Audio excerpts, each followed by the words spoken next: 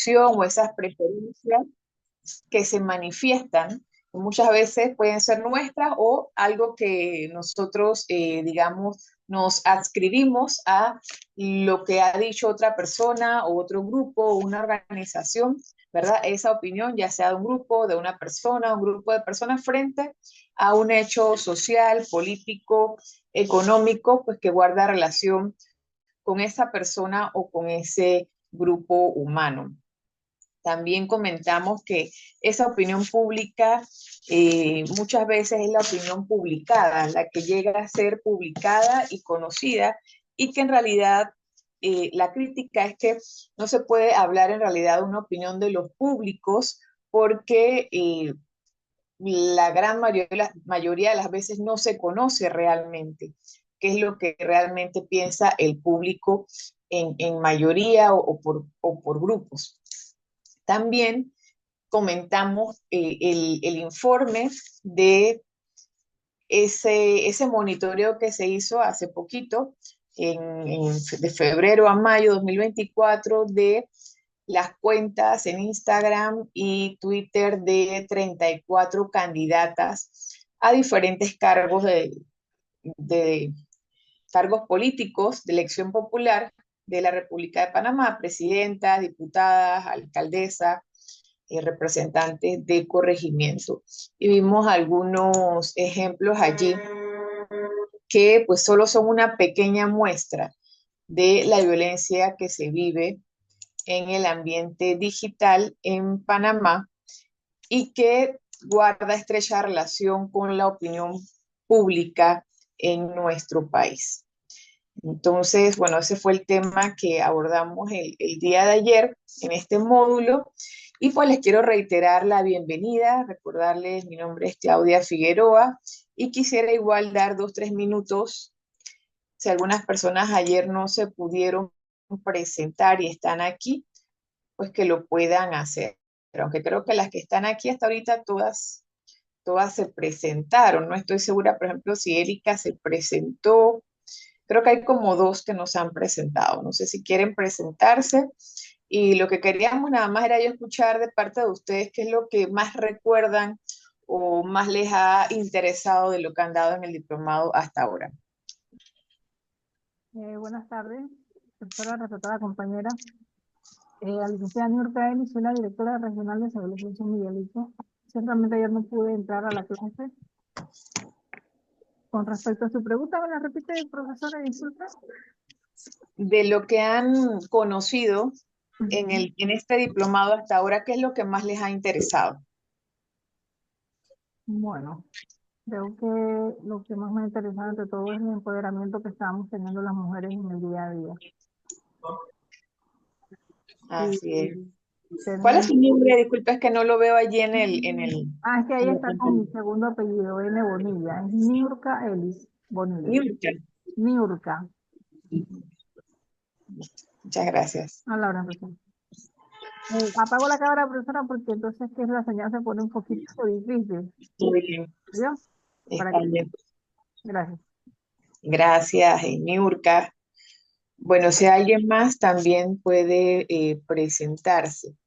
Además de ver el ejemplo del monitoreo de las candidatas de este último proceso electoral, también revisamos el del proceso del 2019 y al final de la sesión de ayer comentábamos que esta problemática es común en diferentes países y que en el Cono Sur, una organización que se llama Comunicar Igualdad, ellas han venido trabajando estos temas de los derechos de las mujeres y también los temas de violencia, sobre todo en los ámbitos de la comunicación.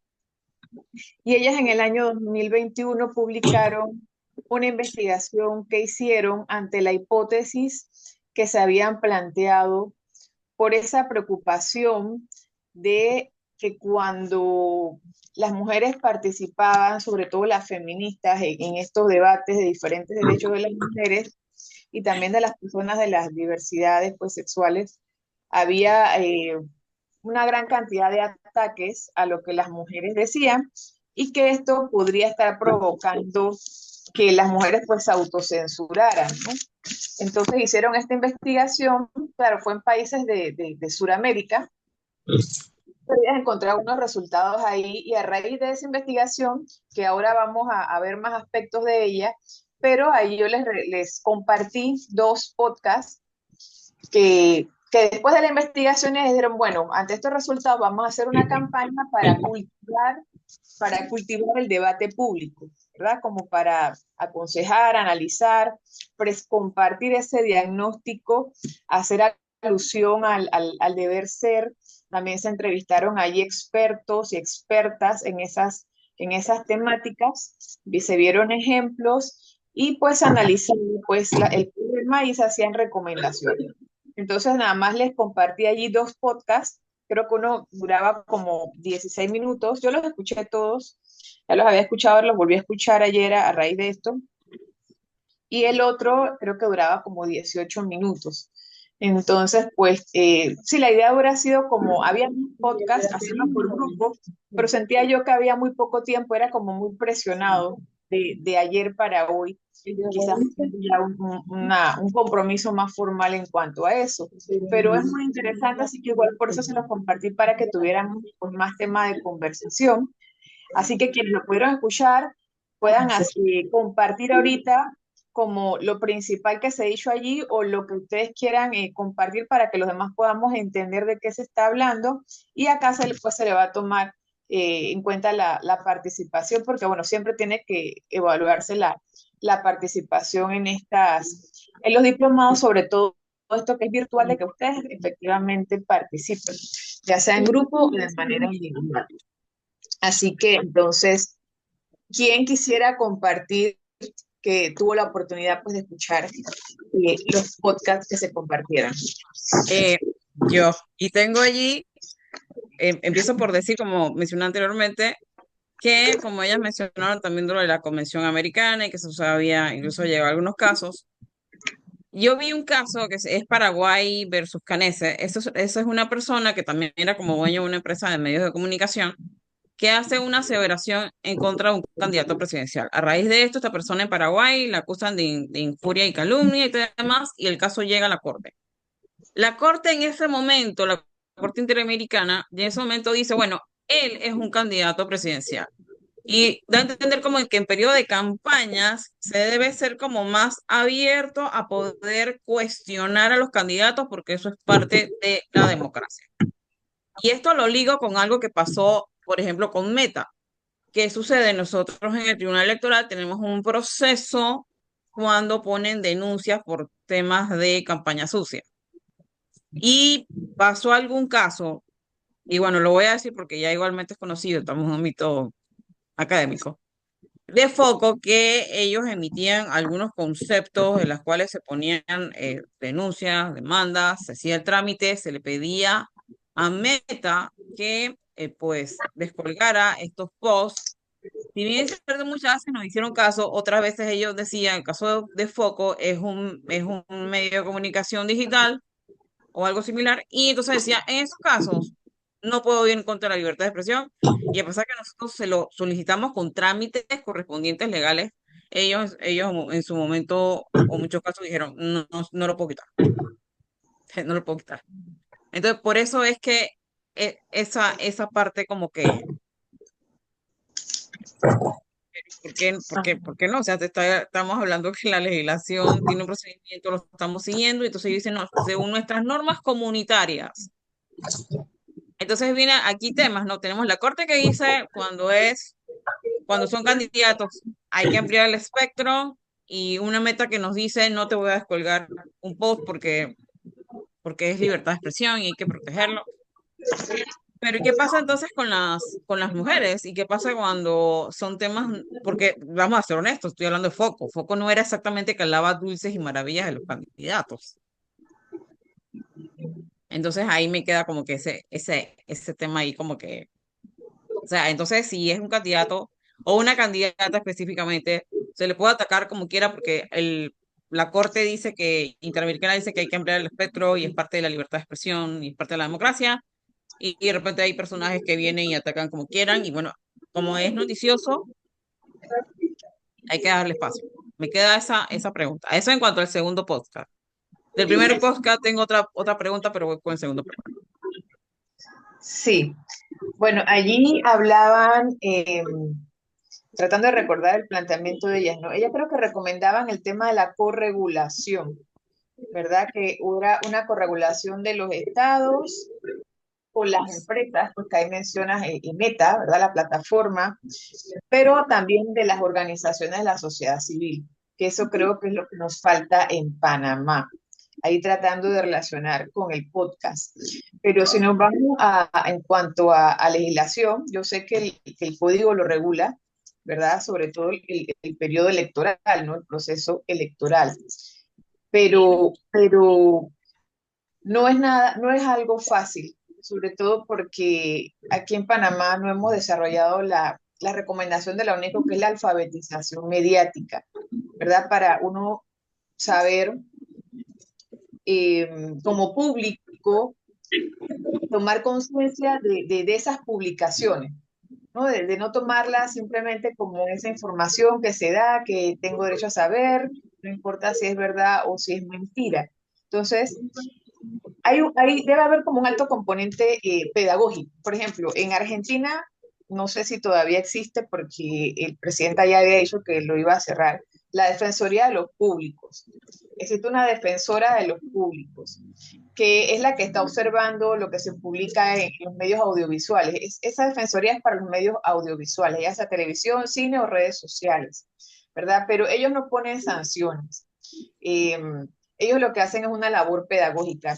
Cuando alguien hace una denuncia de que se ha publicado mi rostro o se ha publicado algo que va en contra de mis derechos, entonces la defensora del público dialoga con los medios de comunicación, claro, los formales que están allá en Argentina, y ya por previos acuerdos y previas conversaciones y una gran labor educativa que se ha hecho allá en cuanto a los derechos humanos en los medios de comunicación, por lo general, nos dice ella, los medios quitan ese contenido, ¿verdad? Pero es por una labor pedagógica, creo que no hay sanciones.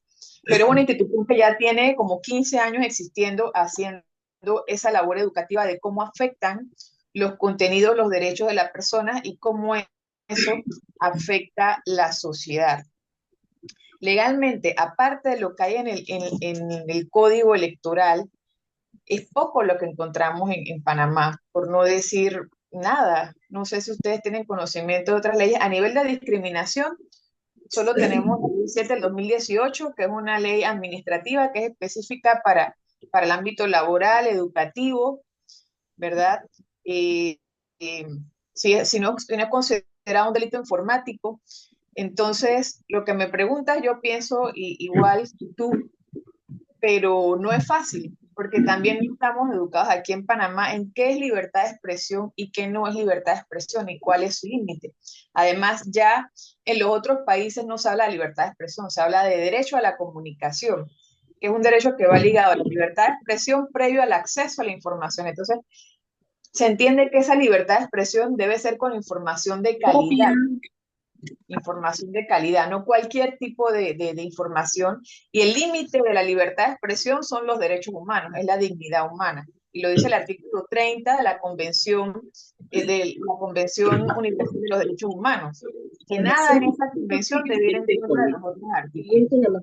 Entonces, sí hay un límite a la libertad de expresión, que es la dignidad humana. Tú no puedes vulnerar la dignidad humana, tú puedes divulgar información, pero no con ese ánimo de hacer daño, ¿verdad? Entonces, no es un tema fácil, yo creo que es un tema que requiere mucha educación, mucha pedagogía y no esperar a este momento de la vida. Creo que desde las escuelas debe incorporarse el derecho humano a la comunicación, cómo ejercerlo y vivirlo en la sociedad, porque ya no hay vuelta atrás en cuanto a la sociedad reta en la que vivimos y que tiene muchas potencialidades para generar daño, ¿no? Perdón, creo que hay gente que tiene el micrófono encendido y está causando mucho disturbio en la clase. Sí, No sé aquí no quién. solo veo a Mirta Ya Magda, no sé quién más puede estar. Bueno, igual voy a mover mi teléfono porque lo tenía quizás del otro lado. Entonces no sé, Magda, si te respondo. Es que es un tema difícil, tema de los límites, de las regulaciones. De hecho, todas las veces que se ha tratado de regular algo en los últimos años de los medios, esas leyes han muerto ni siquiera han sido prohijadas en la Asamblea. Pero es que eso tiene que ser producto de un gran proceso educativo previo y también de un consenso ciudadano para ver cómo mejoramos la calidad de la comunicación pública. Ok.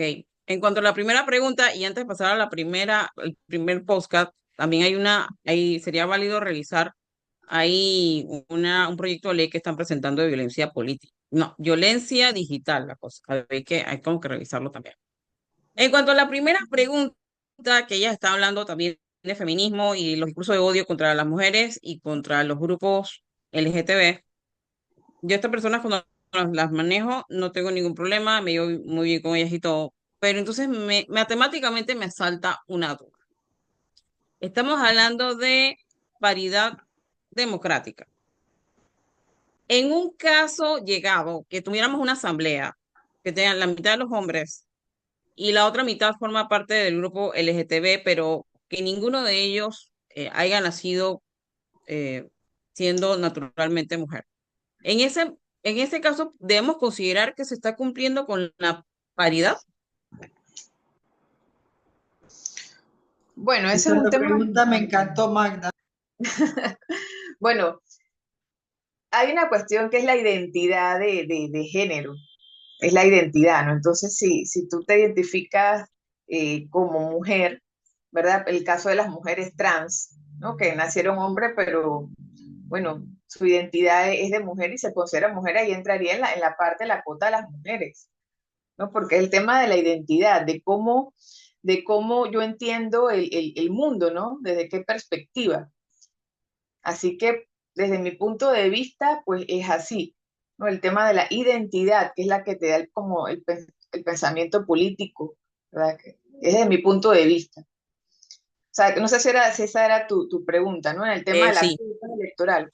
sí, era mi pregunta, porque a veces yo siento que anteriormente era como que el hombre estaba arriba y la mujer estaba abajo, pero últimamente, voy a ser sincera y voy a hablar como mujer.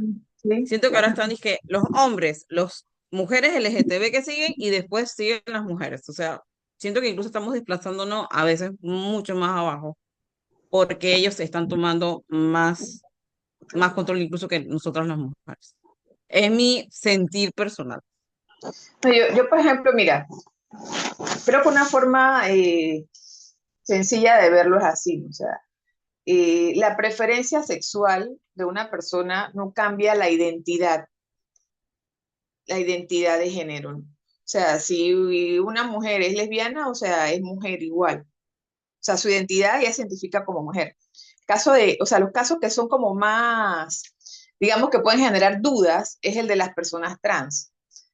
Si es una mujer trans, bueno, porque nació hombre, pero se siente mujer, siempre se ha sentido mujer y pues decidió vivir su vida completa como mujer y quiere cambiar su identidad y todo lo demás, entonces hay que considerarla en la cuota de las mujeres. Si es una mujer que nació hombre, que también hay casos, perdón, que nació mujer y se siente hombre y es un hombre trans, es decir, que nació mujer, pero hizo su tránsito al género masculino, entonces hay que considerarlo en la cuota de los hombres, ¿no? Allí, pues después que tenga clara su identidad de género, pues podría estar en alguno de los dos géneros.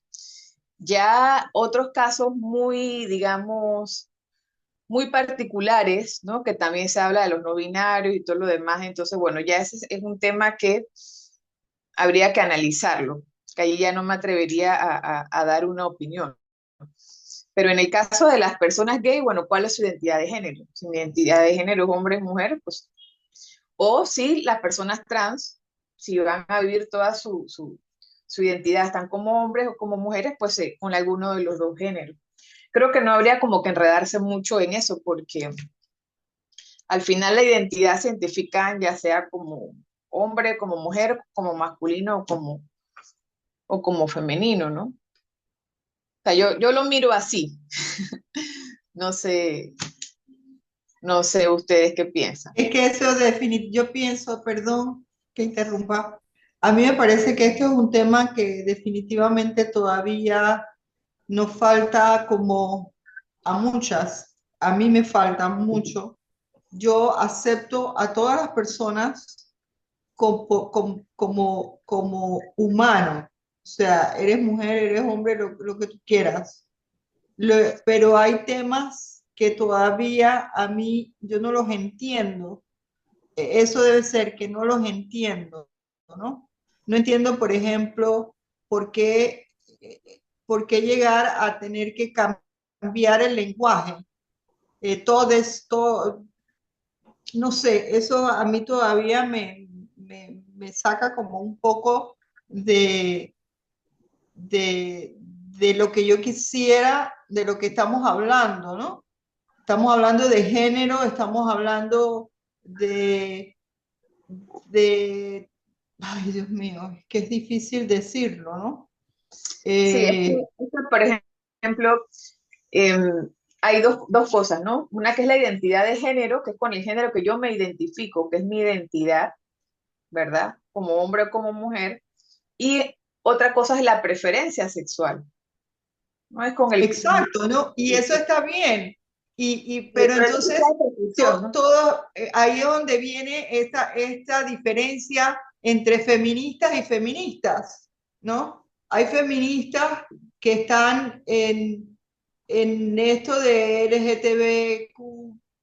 LGTBQ.x, lo que sea, y pues sí, hay que darles un espacio, hay que ver qué es lo que quieren, pero es que lo que quieren es como para mí sacarnos demasiado de nuestro espacio, de mi espacio, ¿no? Bueno, Yo tengo que yo tengo que aceptar lo que ellas piensan, sus leyes que ellas quieren promover como el aborto. Yo no estoy de acuerdo con el aborto. Si se hace la ley, pues bueno, eso será de cada persona, ¿verdad? Y habría que aceptarlo. Eh, pero asimismo, ¿cómo voy a llegar a un debate donde ni siquiera les voy a entender? Porque cuando empiecen a hablar de todes, y he escuchado muchas personas hablando en esa forma, en que me pierdo la mitad, porque le ponen a todes, todes, todes, todes, todes, todes. No sé si me explico. sí. Bueno, yo creo que tenemos que verlo desde el punto de vista político, ver la opinión política de cada persona, sus derechos políticos con respecto a que es una persona humana. Y en cuanto al tema de cuotas, ¿verdad? O de representación, pues yo creo que ahí habría, como ya lo había comentado, ¿no? Ver la identidad de la persona, ¿verdad? Y ya cuando son temas específicos, ¿no? Eh, que digamos van más allá de- de los derechos que tenemos hasta ahora, entonces, bueno, hay que hacer un diálogo, escucharnos y tratar de comprendernos y llegar a algunos consensos en las cosas que estemos de acuerdo y en los que no seguirlas discutiendo. Pero sí, digo, yo también fui aprendiendo poco a poco porque, claro, a las personas que no tenemos la información, confunde porque no sabemos, ¿no? De todas esas diferencias, ¿no? De que no es lo mismo la preferencia sexual, la identidad de género y todo lo demás. Esto del no binario, uno tiene como que leerlo para entenderlo. Igual, yo me siento, bueno, yo no, a mí eso me parece muy extraño, pero yo no, digo, yo no te voy a juzgar. Igual, creo que lo importante es esto de la visibilización, por lo menos en el tema del lenguaje, es importante decir hombres y mujeres, o mujeres y hombres, niños y niñas, porque por mucho tiempo no estábamos visibilizadas. Por ejemplo, por mucho tiempo no se visibilizó a las niñas. Claro, hay personas que sí decían, bueno, ahí hay niñas, aunque solo se hablara de niños, pero hay personas que no se imaginaban o no tomaban en cuenta la existencia o la participación de las niñas. Entonces, esto del lenguaje, que yo no le llamo inclusivo, porque las mujeres siempre hemos estado en la sociedad. Yo le llamo lenguaje equitativo, ¿verdad? Hablar de hombres y de mujeres. Y hablar también de forma genérica, ¿verdad? Usar genéricos, lenguajes que no sean excluyentes hacia las mujeres. Igual tenemos guías, igual todo esto es un proceso. El lenguaje es una expresión social que se da en la convivencia, ¿no? En la socialización. Yo tengo una guía muy sencilla, bueno, es que no es mía, ¿no? Que es la que uso. Hay muchas guías, pero entonces yo les puedo compartir allí en el, en la parte virtual esos documentos para que ustedes los revisen y lo que les parece la pueden usar y pues lo que no, no.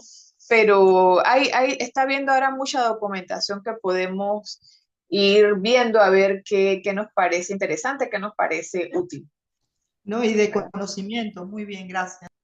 Sí, Porque porque es que son a mí, temas que están todas las sociedades discutiéndose y trabajándose. a mí lo que me preocupa y es lo que siento que está pasando es, ok, los LGTB se les debe dar sus espacios, pero no a costa de anular a las mujeres y siento que vamos en esa línea. Voy a ejemplos. Si Esa aquellas discusión personas, se está dando en otros países también, esa preocupación. si por ejemplo, aquellos hombres que se consideran mujeres lo van a meter dentro del 50% de la cuota de mujeres. Entonces, o sea, la lógica me dice que entonces aquellas que nacen mujeres, que se consideran hombres, deben entrar entonces dentro de los espacios de cuota de 50% de hombres. Sin embargo, entiendo que esos casos también van a entrar dentro del espacio de las mujeres. Entonces, hay que hacer, yo siento que ajustes, no simplemente meter así todo como de este lado y entonces está restando también espacio a las mujeres. Y hay que decirlo, yo siento que también ellos tienen mucha más habilidad para moverse, para expresarse, incluso dejan entonces atrás a las mujeres y las mujeres todavía entonces quedan más invisibilizadas. Antes eran invisibilizadas por los hombres, ahora de alguna manera también comienzan a ser invisibilizadas por estos grupos. Entonces, yo siento que hay que buscar eh, mecanismos que, ok, ten tu espacio, pero no invisibilices y no anules a las mujeres. O sea, yo siento que eso es un tema que hay que analizar. Es que es un tema de la identidad, no es tanto bueno, no quisiera tomar más tiempo en esto, creo que tal vez tampoco es la idea, pero creo que la identidad es lo importante, o sea, cómo yo pienso, ¿no? Cómo yo pienso, cómo yo veo el mundo, si yo, digamos, soy una mujer trans, nací hombre, pero bueno, y eso se ha estudiado, ¿no? De que la persona siempre ha tenido la conciencia de que es mujer, o sea, voy a defender los derechos de las mujeres, si estoy con las mujeres, Y en el caso 100%, al revés, los derechos de las y en el caso al mujeres. revés, y si es al revés, es una mujer que siente que es hombre, debe defender entonces los derechos de los hombres y tomarse su cuota como parte del espacio del Sí, cincuenta por sí. ciento debe de ser Esto así, ¿verdad? habría que conversarlo con ellos y ellas, ¿no? Pero a mí me parece que es así. Si yo nací mujer pero siempre, o sea, con un cuerpo biológico mujer, pero por algún error de la naturaleza o algo, siempre me he pensado como hombre y decidí vivir mi vida toda como hombre, pues debería estar ahí en el grupo de los hombres, ¿no? Pero le digo, ese no es mi tema experto y estamos aquí como conversando coloquialmente. Igual yo he compartido mucho, he estado en muchas capacitaciones, he escuchado mucho y digamos, así es, digamos, como yo lo manejo desde mi punto de vista, ¿no? De la identidad de cada persona. Y sí, ahí comentaba otra compañera, hay gente que le molesta el tema de que hablemos de hombres y de mujeres, pero es importante. No, no, no, También, no, no, no, perdón. no, no, hay una Yo compañera que dije, escribió en el chat. discúlpenme, Claudia, yo dije que a mí lo que o sea, es que no sé porque no los entiendo. No es el todas y todos, niños y niñas, señores y señoras. Eso se habla desde por inclusión. Muy bien, lo aplaudo y lo hago. Lo que, lo que no entiendo todavía es la posición esta de estos grupos como el podcast ese que escuché, donde ellas hablaban de todes, Ujú. Bueno, ellas de todes. en Argentina sí lo tienen muy interiorizado. ¿no? Que es un país Exacto. mucho más grande, con mucho más grupos, muchas más cosas, ese es el acuerdo que han llegado en cuanto al lenguaje. Pero no quiere decir que nosotras acá tenemos que copiarlo. Cada sociedad desarrolla su propia habla, ¿no? Y bueno, creo que acá el consenso es hablar de hombres y de mujeres y todavía estamos en ese proceso. Allí yo decía que en el chat Cedeño escribió de que le pasó un caso que dijo todos y todas y alguien dijo como que ¿para qué tanta palabrería? O sea, todavía estamos en ese proceso, ¿no? De hablar de hombres y de mujeres para visibilizar políticamente a las mujeres. Bueno, yo creo que allí participó Magda con el tema de la libertad de expresión, ¿verdad? No sé si alguien más quería decir algo más.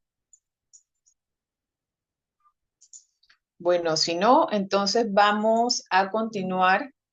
Si alguien quiere decir algo en algún momento, puede decirlo con plena libertad. Voy a compartir. Carmen Yera, adelante. Hola, buenas tardes. Sí, me pareció Buenas muy tardes. interesante la lectura. Creo que estamos hablando de la lectura, ¿verdad? De De los de la jueces. información. Ajá. Entonces, bueno, decir que por supuesto estoy de acuerdo que en la medida en que se maneja un discurso o un lenguaje en el que se está violentando a las personas, ¿verdad? Lo que estamos es creando las condiciones para que haya una exclusión. Precisamente porque también estaba leyendo cómo está el tema de los registros estadísticos y cómo se mostraba que un grupo importante de personas cada vez más se restan de estos espacios de participación, de intervención, porque en muchos de los casos la gente dice, bueno, para entrar como a complicarme, mejor no lo hago. Pero entonces, ¿a qué lleva esto? Que luego los espacios de participación muchas veces están copados por un sector en que predomina la discriminación, la exclusión. Entonces, es una contradicción, ¿no?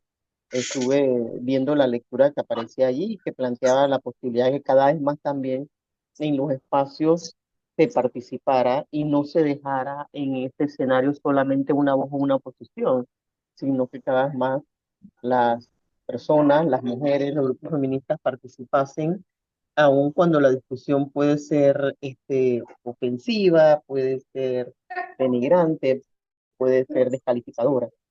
Entonces, creo que sí, que es una tarea dentro del tema de los pendientes, que son muchos. Por supuesto que no es fácil, pero sí estoy convencida en que aquí hay un tema también importante. Cuando se está en escenarios como medios de comunicación, o redes sociales, ¿verdad? Porque también las redes son medios digitales, de difusión, información, etcétera, o desinformación. Esto también tiene una responsabilidad porque estamos hablando que se está llegando a cada vez más personas y se hace parte de lo que nosotros llamamos acá en sociología de la socialización, ese proceso de educación, de formación, de intercambio de valores, de cultura. Pues cuando uno inicia la carrera, y que incluso también este es un tema que en mucha psicología se habla de los agentes de socialización, que son los clásicos, ¿no? La familia, el grupo de pares, la escuela, pero también los medios de Medios de comunicación. Y comunicación. dentro de los medios de comunicación es importante cada vez más tener presente que estamos hablando de todo lo que son las redes sociales y los medios digitales. Entonces, ahí se está llegando no solo a interlocutores o a personas adultas, ¿verdad? Que puedan tener también un criterio formado, sino que también se está socializando, se está formando, se está educando a mentes jóvenes, a personas que sobre el tema no tienen, digamos, una posición, una definición. Y este es un proceso también, si se quiere, de deformación. Entonces, sí, por supuesto, a mayor nivel de cobertura, extensión o alcance que tenga ese medio o esa red, ¿verdad? De comunicación, así también va a ser el mayor el impacto que se tenga, digamos, también a la comunidad, a la población, niñas, niños, adolescentes, jóvenes, personas adultas. Entonces, es un tema real en donde mucho de lo que se dice y se reitera una y otra vez, como ya uno conoce, ¿no? Esos dichos de que una mentira dicha tantas veces, la gente termina pensando y creyéndola. Incluso esa es, no el tema de la mentira, sino una técnica ya estudiada para quienes están en el área de mercadeo. No sé si alguien está en esa área, yo no, pero he leído, ¿no? Como igual que todas las que estamos acá, que se dice que cuando usted o cualquiera de las personas que está aquí en la sala, usted es consciente de una publicidad que tú dices, ay, mira, ve, qué interesante, acabo de verla, realmente no la acaba de ver. Es bastante probable que ya fue la cuarta, la quinta vez que usted la escuchó, la vio, de repente pasó al baño, pero en ese momento usted realizó y se hizo consciente de que esa publicidad se está desarrollando. Entonces, en ese sentido, mucha de la información que se maneja, que denigra, discrimina, ofende, excluye y fomenta el odio hacia las mujeres, es un tema que está permanente y consistente. Entonces, por eso se dice que este es un tema de discriminación estructural. ¿Cuál es el papel que está cumpliendo el Estado respecto a la protección de Sí. derechos de las mujeres? Entonces, por supuesto, esto es una discusión que se abre, pero bueno, mi reflexión va en el sentido ese, ¿no? De la gran Ay, responsabilidad que se tiene en el tema de la difusión. Gracias, ay, profesor. sí, gracias. ¿Cuál es el papel que no está jugando el Estado? Porque frente al gran poder que tienen los medios, en Panamá por lo menos, porque en la ley 82 había un artículo que, digamos, objetaba cuando en los medios de comunicación se difundieran contenidos violentos hacia las mujeres. Claro, quizás el error de ellos fue establecer una multa allí, que no era nada en realidad, porque había que poner pues la queja, eso iba a ser estudiado durante 3 meses por el Consejo Nacional de Periodismo y después si se veía que se estaba promoviendo la violencia hacia las mujeres en ese contenido, entonces se iba a dar una multa de hasta $3,000. Pero ese artículo fue quitado por completo, ¿verdad? Y estaba ahí en la ley 82. Entonces, a solicitud de los dueños de los medios de comunicación. Entonces, esa es la discusión, ¿no? Eh, UNESCO e incluso instituciones que ya existen en otros países como la Defensoría de los Públicos, la Defensoría de las Audiencias, en esta primera etapa se aboga por la educación, por la pedagogía, por el diálogo, ¿verdad? Para poder que desde los medios de comunicación se respeten los derechos humanos todos, ¿no? Pero en especial los de las mujeres que somos las más violentadas en los medios de comunicación desde niñas. Así que bueno, ese digamos el gran tema que es el derecho humano a la comunicación, que acá en Panamá muy poco se habla de él, que contiene mucho, ¿no? El acceso a la información, la dignidad humana, el derecho de las personas a comunicarse de todas, no de pocas personas. Así que bueno, ese es un gran tema que igual está aquí transversal en este tema. Bueno, quisiera compartir la información que vamos a conversar en la sesión de hoy. Este módulo, opinión pública de redes sociales en relación a las mujeres de acá. Está mi cara aquí, no puedo ver bien la pantalla. Muy bien, voy a ponerla en modo presentación. Muy bien, creo que allí ya se ve mejor. Bueno, dentro de este módulo, ayer hablamos de opinión pública y hoy vamos a hablar de discriminación en línea, ¿no? Control, invisibilización y expulsión de las mujeres del debate público online. Cuando hablamos de discriminación, hablamos de exclusión, de separar, ¿verdad? Separar, sacarnos a las mujeres de ese debate público en igualdad de condiciones, que en realidad por ahora no es de ninguna forma en igualdad de condiciones, porque no se valora lo que decimos las mujeres, lo dice lo mismo un hombre, no se valora de igual forma. Igual, ahorita mismo no recuerdo cuál es la fuente, pero se ha preguntado aquí en Panamá si se considera que son mejores líderes los hombres o las mujeres y se ha dicho que los hombres son mejores líderes, ¿verdad? Entonces, en cuanto a este tema, ¿cómo se da esta discriminación en línea? Aquí vemos esa imagen que vemos aquí. ¿Quién la ve? Ese dibujito que tenemos ahí en la parte de abajo del título. ¿Y quién lo puede explicar, hacer algún comentario? Me parece que hace alusión a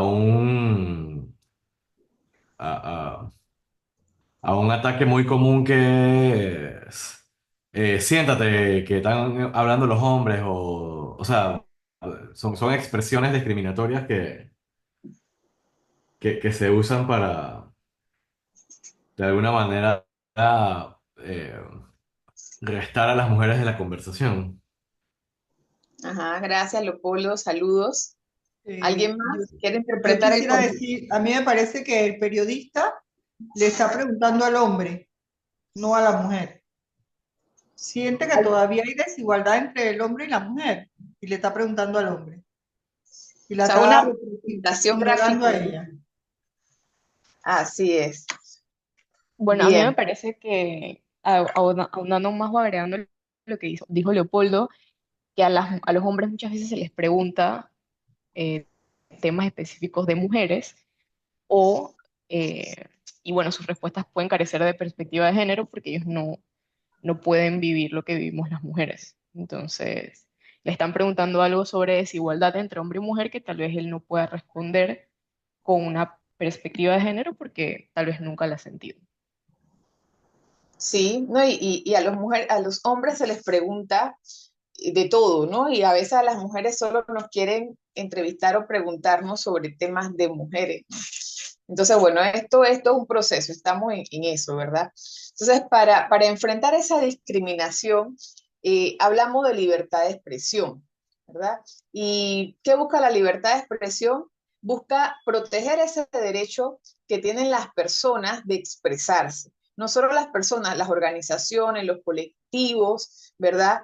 Pero ese derecho a la libertad de expresión no solo es de las personas de expresarse, sino también las audiencias, los públicos, las personas que escuchan, que leen el periódico, que escuchan la radio, la televisión, que ven las redes sociales. Esas son las audiencias de los medios de comunicación, los públicos. Ellos y ellas tienen derecho a una información de calidad, a que eso que ven en los medios de comunicación haya sido verificado, sea relevante para la vida en sociedad, que si es una noticia tenga por lo menos dos fuentes, tenga por lo menos las dos partes de la historia, y es más, debería tener varias fuentes, no solo las dos partes de la historia, para que sea una noticia de calidad, que también sean contenidos que no vulneran la dignidad humana y que no violan los derechos humanos.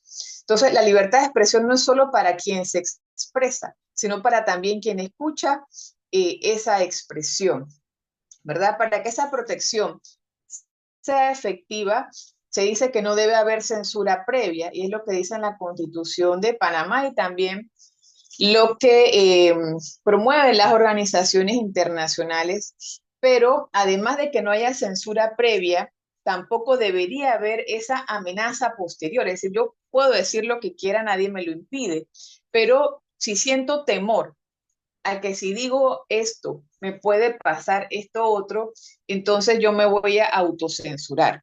Entonces, cuando hay esas agresiones posteriores a la expresión, pues también no hay allí una real libertad de expresión, ¿verdad? Y esas amenazas posteriores pueden venir de estos discursos de odio, ¿verdad? Porque, bueno, acá en Panamá hay quizás algunos delitos, ¿no? De tema de calumnia, injuria, ¿verdad? Y se puede decir, bueno, en otros países también puede haber quizás algunas sanciones, o depende de la materia, pues puede haber alguna sanción legal posterior si tu mensaje, tu comunicación va en contra de alguna ley, todo lo demás. Pero no estamos hablando en este momento de ese tipo de sanción posterior, sino de estos discursos agresivos, violentos, bueno, que se les reconoce como discursos de odio. Entonces, en el caso de Argentina, ellas hicieron esta investigación, esta organización Comunicación para la Igualdad en el año 2021, y se hicieron esa pregunta. ¿Es posible debatir libremente en medio de discursos de odio? Por la observación que habían hecho, ¿no? Entonces, vamos a revisar nada más algunos resultados que tienen pues que ver en relación acá. Uno de los resultados que encontraron es que hay mucha manipulación hay mucha manipulación de la información, hay insultos, estamos hablando en el contexto de las redes sociales, insultos, descalificaciones y que esas amenazas comenzaron, sobre todo en este año de la pandemia 2020, comenzaron a inundar la cotidianidad del debate público respecto a distintos temas sociales, ¿verdad? Pero además ellas encontraron que esos discursos de odio se enfocaban especialmente cuando se daban las personas que se identifican con el movimiento feminista. Estos discursos agraviantes afectan sobre todo a quienes se identifican con el feminismo, pero también las personas de la diversidad sexual también son especialmente atacadas con discursos agraviantes, con discursos de odio. Otra de los resultados de este estudio es que en consecuencia de estas agresiones en las redes sociales, las mujeres ya no intervienen como antes lo hacían en estos espacios de discusión pública para exponer un punto de vista o para promover una acción política. Y también identificaron que el acallamiento, la cancelación en las redes sociales hoy es utilizada como una estrategia de incidencia política. Es decir, una estrategia política es atacar a personas, estamos hablando en el caso de las mujeres, por ejemplo, que van a ser candidatas o que son líderes políticas o ya son candidatas. Entonces, una estrategia de incidencia política es atacar indiscriminadamente a esa mujer para tratar de que ella se calle, que no siga opinando, que no siga proponiendo, que no siga participando en redes, por lo menos de la misma forma, con libertad y tranquilidad. Vamos a ver acá que nos están diciendo en el chat. Y se puede ser que aunque la mujer quiere dar su aporte, prefiere al hombre. El comunicador o periodista no le interesa la opinión del hombre. Ok, estamos hablando de la imagen. Así es, Cedeño. Bien, también en esta investigación, ellas encontraron que los grupos de mujeres feministas, como los grupos contrarios, se manejan en burbujas, es decir, no hay como un diálogo, ¿verdad? Sino que con este proceso de los ataques que se hacen a las mujeres, muchas optan por bloquear a esas personas que las atacan, que muchas o algunas son de grupos contrarios, ¿verdad? Y entonces cuando yo publico como feminista, tengo bloqueada un poco de gente, etiqueto a mi gente, entonces eso va creando una burbuja de opinión que no la ven otras personas que quizás piensan que no conocen el tema o que piensan lo contrario, pero entonces no se da esa interacción de manera sana, entonces no hay diálogo. Entonces no sale de esa burbuja la opinión y eso afecta el diálogo, afecta que se conozcan las opiniones. También ellas encontraron que 50%, es decir, la mitad de las personas que son atacadas, porque hicieron entrevistas, hicieron encuestas, la mitad de las personas que han recibido ataques violentos por las redes deciden reducir su participación en las redes. No es que se salen de las redes o que cierran su cuenta, sino que ya no están opinando sobre diferentes temas políticos, sociales. Y que entre 30 y 60% de las personas que reciben un ataque dejan de leer las notificaciones, o sea, las desactivan o ya no las miran por miedo a leer mensajes violentos que puedan dar en su contra. También entre las personas entrevistadas y encuestadas, porque hicieron encuestas y entrevistas, 33% considera que los medios de comunicación masivo, es decir, la prensa, la radio y la televisión, estimulan esta confrontación hacia las mujeres. Y 100% de las personas que recibieron ataques en las redes cree que los discursos violentos deben moderarse o incluso prohibirse. En definitiva, toda esta situación que ha sido estudiada ahí en Sudamérica, podemos decir que empobrece la calidad del debate público, porque si las mujeres dejan de opinar, ¿verdad? Dejan de participar en ese debate en el espacio digital, pues ya nuestra opinión no va a estar allí, siendo parte de la opinión pública. Entonces, el debate no va a ser de calidad, porque solo van a haber pocas opiniones, ¿verdad? O esa opinión se queda encerrada en burbujas. Entonces, lo que se dice que es el debate público, que es el que genera la opinión pública, se empobrece porque participan menos personas, hay menos puntos de vista, es menos diverso, menos plural, menos representativo. Por lo tanto, hay una menor participación allí.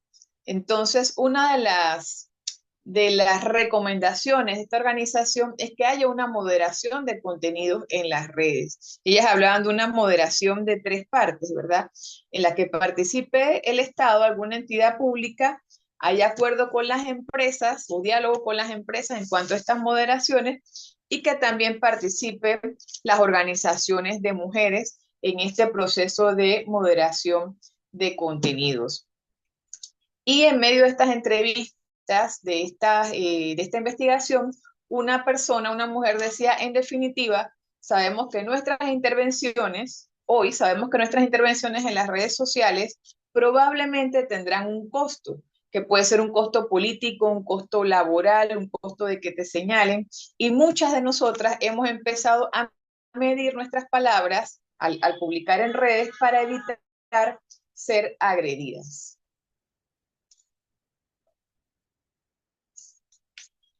No sé si alguien tiene alguna pregunta, comentario. Bueno, aquí, ajá, adelante. Mi comentario es que en realidad en estos tiempos los medios de información masiva se han convertido en lectores de noticias.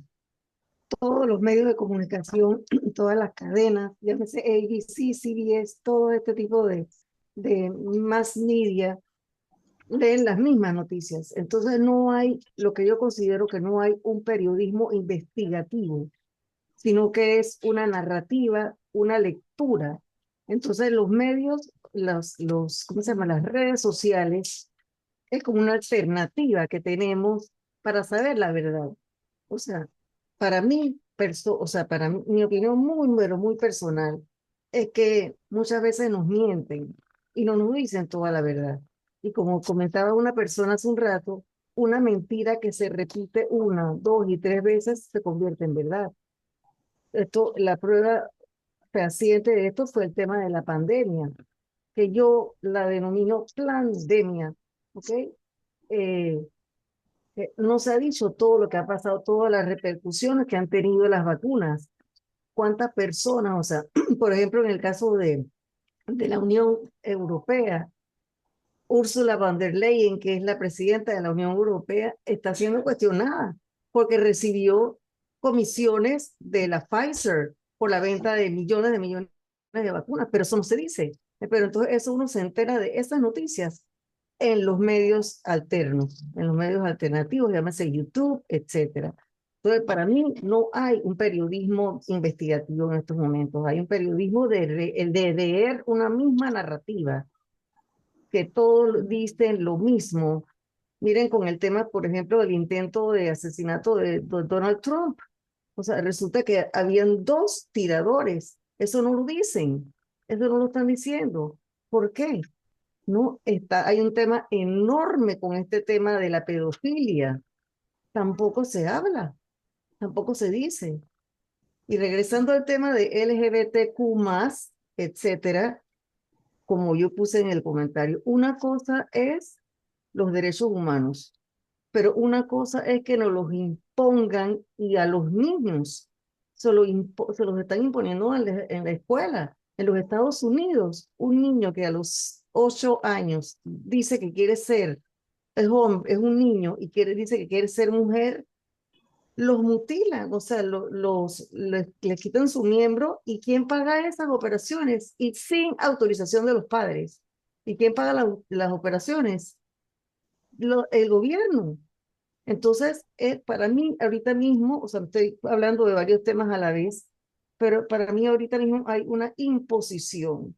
No hay una imposición de esta ideología que, como muy bien decía Magda, en algunos momentos están relegando a la mujer, ¿no? Como los trans pueden estar participando en deportes que son femeninos.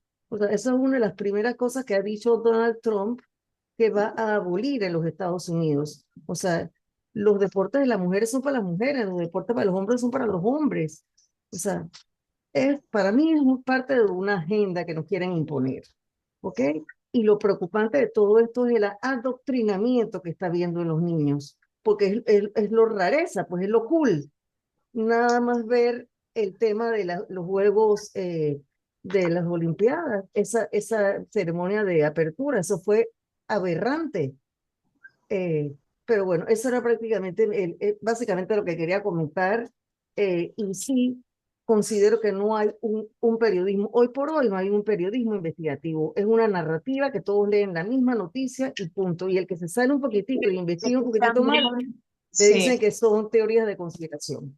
es que por lo menos en Panamá no tenemos como una base de que las informaciones deben ser verificadas y tener por lo menos dos fuentes. Si nosotros abrimos el periódico, eh, por lo menos la prensa es el que en la mayoría de las noticias, aunque no en todas, tiene por lo menos dos o tres fuentes. Pero los otros periódicos, bueno, La Estrella también, aunque en segundo lugar, pero si verificamos cuáles son las fuentes de las noticias, muchas veces no las dicen. Exacto. Todas las noticias tienen que tener fuente. ¿Quién lo dijo o qué institución o qué? Pero nosotros no podemos decir que es una noticia cuando en verdad es como un boletín de relaciones públicas o es algo que nadie se hace responsable. Entonces, sí hacen falta algunas pautas, una política pública de la comunicación social no para afectar la libertad de expresión, sino para elevar la calidad. Cuando no hay que cumplir con un mínimo de calidad, entonces pues no hay calidad y se afecta el derecho de la población a recibir una información de calidad en base a la cual va a informar. Bueno, quería seguir un poco acá con una parte de la que decía, ¿no? De que se considera que los medios masivos muchas veces estimulan la confrontación. Yo creo que para este año previo electoral lo vimos, aquí nada más traigo un ejemplo, ¿verdad? Contra la candidata Maribel Gordón se tiraron muchas caricaturas y ¿por qué no? Hay que decirlo, este señor Del Miro, no solo contra ella, contra otros, pero bueno, un ejemplo aquí como una persona que participó en las elecciones y también otros caricaturistas. Por acá tengo otras caricaturas, por ejemplo, acá de la señora Mayín Correa, que también fue candidata. Bueno, no la están viendo. No, no, no. Bueno, ahora luego les enseño la de, a ver, compartir. Aquí está ella, donde pues está aquí, hay una discriminación por edad, ¿verdad? Hay un tipo de burla, ¿verdad? Dice, para la vacunación de la fiebre española en 1918 no tuvimos que hacer fila ni inscribirnos, que según lo decía ella. O sea, tanto se le condena a ella y con ella a todas las mujeres mayores, ¿verdad? Porque el problema no es ella, sino de que se está haciendo una narrativa de que las personas mayores, las mujeres mayores, pues ya no deben participar en nada, cuando el derecho al trabajo y a la participación política no tiene fecha de vencimiento. A ver, sigamos. Bien, entonces estamos hablando de cómo la violencia contra las mujeres en el ámbito digital empobrece el debate público, que decimos que debe ser de calidad, participativo, con pluralidad de opiniones y una diversidad en la representación de los diferentes grupos sociales. Para entender mejor esto en quienes han hecho investigación en esto, pues también ayer vimos el informe electoral del 2019 y del 2024. Ahora acá quisiera compartirles el informe, este informe sobre violencia de género en línea en Centroamérica, ¿verdad? Que se hizo entre el año 2020 y el año 2021. No vamos a verlo todo, nada más algunas cositas allí. Quería traerles este resultado. Este fue hecho participaron 221 personas, ¿verdad? Esta encuesta que hicieron de junio a junio del año 2020 al año 2021 en Centroamérica, pero que principalmente respondieron personas de El Salvador y de Costa Rica y de Panamá. Acá está. Ajá, encuesta que hice, esa encuesta se publicó en las redes de IPANDETEC y en las redes de Centro Latam Digital, dirigida a la población centroamericana. También participó el Centro Defensa de los Derechos de las Mujeres de El Salvador. Las personas podían responder de manera anónima. Solo quería aquí compartir algunas de estas informaciones.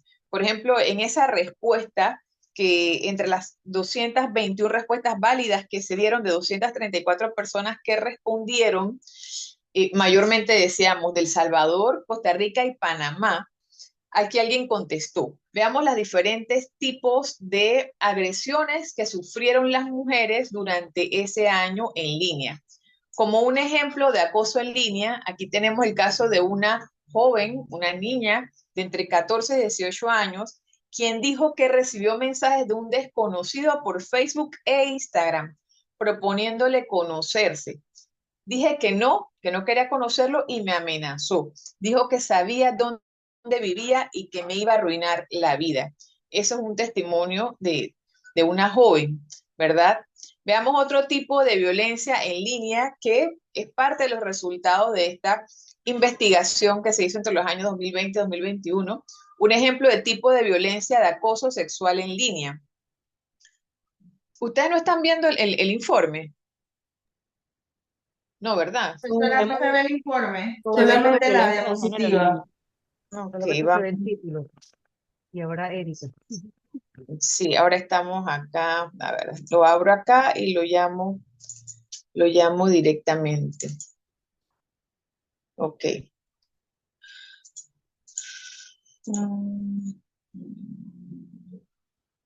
Aquí está. Bien, estos son los resultados de este informe. Bueno, como uno de los tipos de violencia, de agresión sufrida por quienes contestaron esta encuesta, como un tipo de acoso sexual en línea, también una mujer de entre 19 y 29 años reportó que un hombre que conoció a los 15 años le envía fotos pues, de su genital y la intenta convencer de mantener relaciones sexuales con él. Ella dijo que lleva más de 3 años ignorando sus mensajes y bloqueándolo. Otro tipo de violencia en línea es el chantaje sexual en línea. Una mujer entre 30 y 39 años reportó haber sido contactada en Instagram por un supuesto hombre que vive en Estados Unidos. Ambos intercambiaron datos personales y fotografías íntimas. Posteriormente, ella descubrió que se trataba de un perfil falso. Al decírselo, recibió mensajes de otro número con sus fotografías y dijo que le había estado pidiendo 500 balboas o $500 en 2 horas y que si no se los daba, amenazaba con publicar sus cosas y le dijo que perdería todo su empleo y su familia. Otro tipo de violencia en línea es la difusión de pornografía no consentida. Aquí una mujer entre 40 y 49 años dijo haber terminado con su expareja. Su ex envió a un grupo de WhatsApp de ex compañeros de trabajo las fotografías íntimas que tomaron durante su relación. Otro tipo de violencia es el mensaje de odio por identidad de género u orientación sexual. Una mujer trans de entre 30 y 39 años reportó haber sido víctima de ataques y comentarios de odio en una publicación en Facebook, donde se detallaba su participación en un foro sobre violencia hacia las mujeres. Me decían que yo no debería ser parte de ese foro y que no era mujer y otros comentarios burlescos. Bien, esto es parte de la encuesta de violencia de género en línea que se hizo durante la cuarentena en Centroamérica, ¿verdad? Sobre cuál fue la red social o el servicio de mensajería o plataforma donde ocurrieron estas agresiones, 32% de las personas contestó que fueron mediante Facebook o Instagram, ¿verdad? Aquí otras de las respuestas, que estos testimonios son interesantes, ¿no? Para pensar ¿cómo puede ser esta violencia que teóricamente hablamos? Dice que una mujer entre 30 y 39 años reportó ser acosada por un hombre en Teams, que es esa plataforma que se utiliza en la universidad. Ella le ha hecho saber que no tiene interés y que no le escriba, pero la persona agresora se presentó en su domicilio, haciéndola sentir aún más insegura. Una mujer de 39 años que decidió terminar con su pareja al descubrir su infidelidad. Su expareja la bloqueó y eliminó de todas las redes, pero después le envió correos insultándola. Me llamó perra, hija de puta, me dijo que le había arruinado la vida y que iba a exponer mis videos. ¿Verdad? Aquí en ese momento, bueno, hace ya 3 años, la plataforma donde más ocurrían las agresiones eran Facebook, Instagram y WhatsApp. Sobre la acción que tomaron las víctimas en ese momento, dijeron haber tomado frente a estas agresiones en línea, es que la mayoría, el 28%, no hizo nada. El 27% lo denunció en la misma red social y el 13% decidió cerrar su perfil en la red social. Sobre la persona que realizó las agresiones, que son pues quienes atacan de manera violenta en línea a las mujeres, 52.5% de las personas indicó que la persona que realizó las agresiones era desconocida. Este resultado concuerda con los hallazgos en otros monitoreos realizados en línea, violencia de género en línea, donde la principal persona que ejerce la violencia es desconocida por la víctima, ¿verdad? Una mujer de entre 19 y 29 años dijo haber recibido por Facebook mensajes de un desconocido quien le ofrecía dinero a cambio de fotografías íntimas. Cuando lo bloqueó, el usuario contactó con amigos en común por Facebook para decirles que tenía fotos íntimas de ella y que si no lo desbloqueaba las haría públicas. Veamos este último. Una mujer de 24 años, pensando que algunos de estos pueden ser testimonios de Panamá. Una mujer de 24 años mencionó ser hostigada por un hombre mayor de 50. Tras recibir constantes mensajes sobre su aspecto físico, decidió bloquearlo, pero él ha creado alrededor de 5 perfiles falsos donde le dice que será su futura esposa, que la ama y que quiere estar con ella. Me ha escrito desde el perfil de Facebook de la mamá, que es conocida de mi familia. Bueno, hasta aquí quería comentarles esos resultados de una investigación donde participaron 234 personas, donde tomaron como válidas 221 de las entrevistas y donde la mayoría de las respuestas fueron El Salvador, Costa Rica y Panamá. Fueron solo hace 3 años, en el 2020-2021. No sé qué opinan de lo que acabamos de ver sobre todo este contexto violento que se da en línea y con mujeres de todas las edades. ¿Algún comentario, por favor?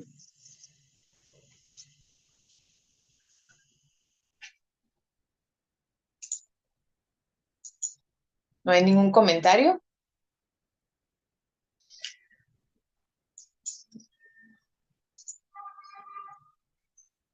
Yo puse uno en el chat. A ver. Sí, Magda había dicho sobre el tema de los bots, por supuesto. Y dice Aida, cuando yo veo algo que me parece inapropiado, lo reporto. Hay mucha vulgaridad en Instagram, que es lo que tengo. Así es. Bueno, vamos a ver también, vamos a ver los resultados. Ahorita acabamos de ver Centroamérica. Ayer vimos Panamá, ahora estamos viendo Centroamérica y ahora vamos a ver en toda América Latina. Solo algunos resultados de este monitoreo mundial de medios que se hace cada 5 años desde 1995. 95, año 2000, 2005, 2010, 2015, 2020. Son los resultados que tenemos. El próximo es en el 2025, que se hace un análisis de cómo es la participación de las mujeres en las noticias. Y no estamos hablando de las que trabajan en las noticias, sino de todas las que aparecen en las noticias. ¿Ok? Entonces vamos a ver el resultado en América Latina. Este es el informe regional del continente americano, solo la parte de América Latina. Bueno, creo que nos va a pasar igual que en delante. Lo voy a abrir acá y lo voy a compartir.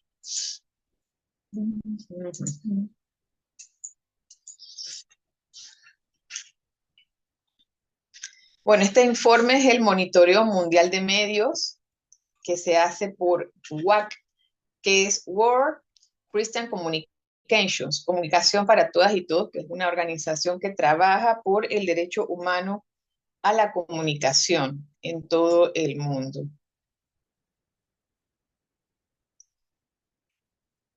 ¿Ok? Aquí por cuestión de tiempo, nada más quería resaltar algunos aspectos de los resultados, ¿no? En América Latina, miren cuántas noticias se analizaron para hacer este monitoreo. 7.270 noticias en la región y creo que solamente participan como 8 países. Y aquí lo interesante para mí fue que la participación de las mujeres como sujetos de la noticia el día que se hizo el monitoreo alcanza a apenas 26%. Como promedio en la región latinoamericana. En comparación con el monitoreo del año 2015, este porcentaje disminuyó en 3 puntos. Es decir, que en 2015 había llegado al 29% de participación. ¿Qué análisis es este? Es que si tomamos todas las noticias de todos los medios de comunicación que se monitorearon en estos 7 países, en ese universo de 7.270 noticias, de todas las personas que aparecen allí hablando, dando declaraciones, que aparecen de alguna forma en las noticias, solo 26% son mujeres. Es decir, 74% son hombres. Es decir, que las mujeres como sujeto social estamos no subrepresentadas, infrarrepresentadas en las noticias de la región. Aunque a nivel mundial es un punto menos, a nivel mundial creo que es 25 o 24%. Pero en la región solo 26% de los sujetos que aparecen en las noticias, no estamos hablando en todos los programas, sino en los noticieros, en los periódicos, en las radios, en la televisión y en las noticias, en redes sociales, en las cuentas que se dedican a dar noticias, solo 26% somos mujeres. ¿Tá? Creo que ese dato era muy interesante. Y aquí hacen bastante un análisis por el tema de la temática de salud por la situación de la pandemia. También otro dato, el segundo dato interesante que quisiera resaltar aquí hoy es el tema de la edad, porque habíamos ya mencionado en el caso de la señora Mayín Correa esa discriminación por edad, ese edadismo que existe en la opinión pública panameña contra las personas mayores, pero sobre todo contra las mujeres mayores. Entonces aquí, en cuanto a la edad de las personas que aparecen en las noticias, la edad en un rango, o sea, las mujeres solo aparecemos más que los hombres hasta los 18 años, ¿verdad? Llama la atención que las mujeres sobrepasan a los hombres hasta los 18 años y luego es mayor la presencia de los hombres en todos los rangos. Agrandar un poquito más. Si vemos aquí estas barras, ¿verdad? Este gráfico, vemos en color como naranjita o naranja las mujeres, en color celeste a los hombres, ¿verdad? Esto es por edad, estamos viendo las edades en las que hombres y mujeres aparecen en las noticias. Entonces, menos de 12 años, 60 y casi 64% de las personas que aparecen en las noticias de esa edad, de menos de 12 años, son mujeres y 36,36% son hombres. De las personas que tienen edades entre los 13 y 18 años, 52% son mujeres y 48% hombres. A partir de los 19 años en adelante, vemos las barras azules muy en ventaja sobre las mujeres. Es decir, de las personas que tienen 19 años de edad hasta los 80 años de edad que aparecen en las noticias, fundamentalmente son hombres. Las mujeres aparecemos mucho menos. Pero fijémonos esta gran diferencia en edades desde los 65 hasta los 79 años. En esa edad, de 65 a 79 años, solo 15% de las personas que aparecen en las noticias son mujeres y 84%, casi 85, 84,82% son hombres. Yo Es creo decir, que también, ujú, perdón, yo adelante. creo que aquí también hay que hablar de lo que le pasa a Jenny Anensen. Ella cada rato recibe comentarios como que ya está muy mayor, que ya se tiene que ir. O sea, si ella está transmitiendo noticias, ¿qué tiene que ver la edad de ella con la capacidad? Así es. Sí, es que como, o sea, esa es una corriente de discriminación que hay por edad, pero es fuertemente contra las mujeres y es importante tenerla identificada, ¿verdad? Esta discriminación es aún mayor en los periódicos, porque en la prensa escrita, recordemos que fue estudiada todos los periódicos en estos 7 países donde se hizo el monitoreo en la región latinoamericana, de cada 100 personas que entrevistan en los periódicos, solo 10 son mujeres y 90 son hombres, ¿verdad? En ese rango de edad, entre los 65 y los 79 años. Es decir, que después de cierta edad, después de los 18 años, las mujeres cada vez estamos menos en las noticias y los hombres cada vez más y entre más viejos o entre más edad, disculpen, aparecen más, ¿verdad? Hasta llegar a su top, que es a los 65 años donde más ellos aparecen en mayor cantidad y menos las mujeres. Bueno, el último dato que quería destacar aquí es que en este monitoreo que se hizo, que se hace cada 5 años, se identificó que las personas indígenas son las que menos aparecen en las noticias. Solo 3% de todas las personas que aparecen en las noticias son indígenas. Ese resultado está por aquí, que es un resultado que a mí siempre me ha llamado la atención. Bueno, dejemos de compartir eso. A ver qué es lo que nos falta. Bueno, no sé si queremos hacer un brevísimo receso de 5 minutos para entonces seguir con lo que nos falta sobre el estudio de violencia en las redes sociales en Centroamérica y también sobre este estudio de las mujeres en las noticias en América Latina.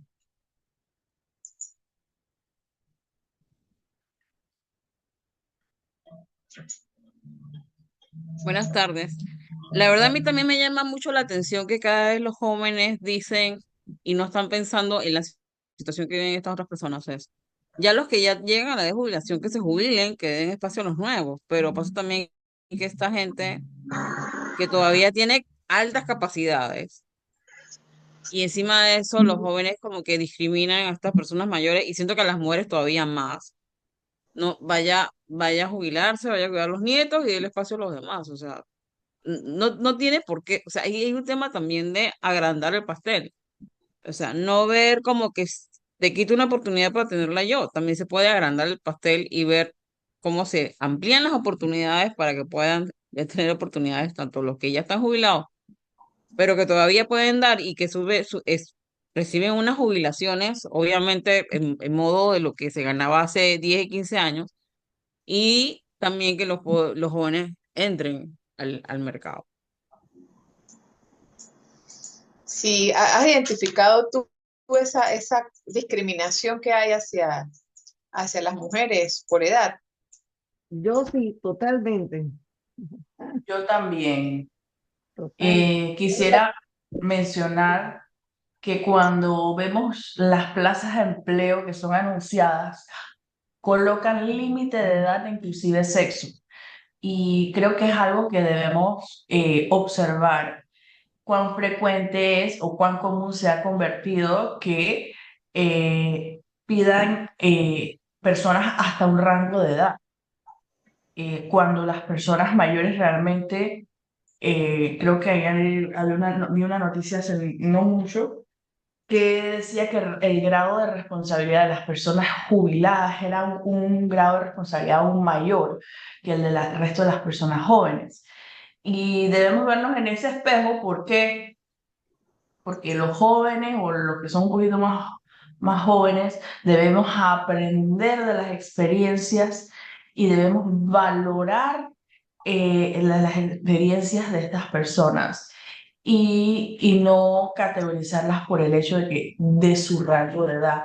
Creo que el mejor ejemplo es la señora Mayín. La señora Mayín lo dijo, yo tengo toda la capacidad, estoy clara, tengo ganas de trabajar, ¿por qué no puedo hacerlo? ¿No? Así es. Sí, y el derecho al trabajo es un derecho humano. Y no dice el derecho al trabajo, pero hasta cierta edad. Es un derecho humano que no podemos pretender quitárselo. Todas las personas tienen derecho al trabajo, ¿verdad? Y todas las personas vamos a llegar hasta cierta edad. Entonces, se cree que el desempleo es por las personas jubiladas que están trabajando o de cierta edad que están trabajando. Pero si hiciéramos una estadística, que de hecho creo que existe, alguien en algún momento mostró ese dato, es mínimo, o sea, no es un número significativo que realmente impacte en el tema del desempleo de las personas mayores de 65 años que están trabajando, es un porcentaje bajo, ¿verdad?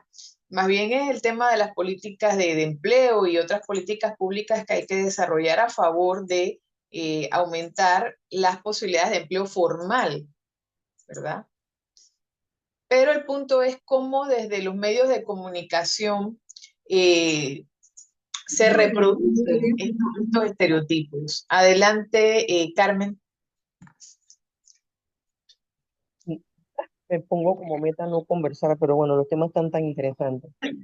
Eh, bueno, creo que lo primero es lo primero, ¿verdad? Yo creo que aquí cuando estamos hablando de participación laboral, este tema pasa porque nuestro país tiene que regularse el tema de, eh, hablamos de la planilla estatal. Porque si yo, por ejemplo, vamos a ponerme de ejemplo a mí, que no lo soy, pero si hipotéticamente hablando yo fuese enfermera, como enfermera yo me jubilé, yo qué sé, en el Ministerio de Salud, pero ya después de jubilada, yo tengo una jubilación, ¿verdad? Que la cobro como funcionaria, pero ya estoy laborando, yo qué sé, en el Hospital Paipilla, yo estoy trabajando, ese es porque tengo, pues como bien se dice, el deseo de participar en el proceso productivo, de todavía continuar dando mis aportes, etcétera, pero yo no estoy, es la parte que a mí me parece que es muy interesante y sobre la cual habría que hacer una reflexión, por supuesto, en este no es el espacio, hay que hacer una serie de reformas, me parece a mí, que si una persona que está prestando servicios en el Estado, ¿verdad? Y tiene una jubilación, yo creo que aquí se tiene que plantear lo que ya se ha hecho en otros países. Esto no es nuevo, no lo acabo de inventar yo, es un tema que se trabaja. Hay países en donde si usted está jubilada y va a trabajar en el Estado, porque ojo que el Estado es un tema porque hay una planilla, son los recursos, nuestros impuestos, todos los que estamos aquí que pagamos impuestos, ¿verdad?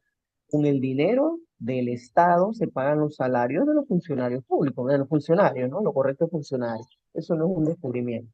Entonces, si yo estoy trabajando como funcionario y tengo mi jubilación, yo tengo entonces que decidir o continúo con mi jubilación o voy a tomar esa nueva posición como funcionaria.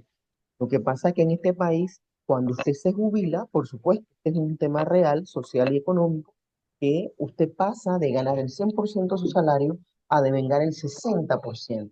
Entonces, al día siguiente, cuando usted se jubila, ya usted es una persona en condiciones de vulnerabilidad. Ya usted es una persona que no tiene los suficientes ingresos que no le permiten sortear las necesidades medicina, alimentación, etcétera.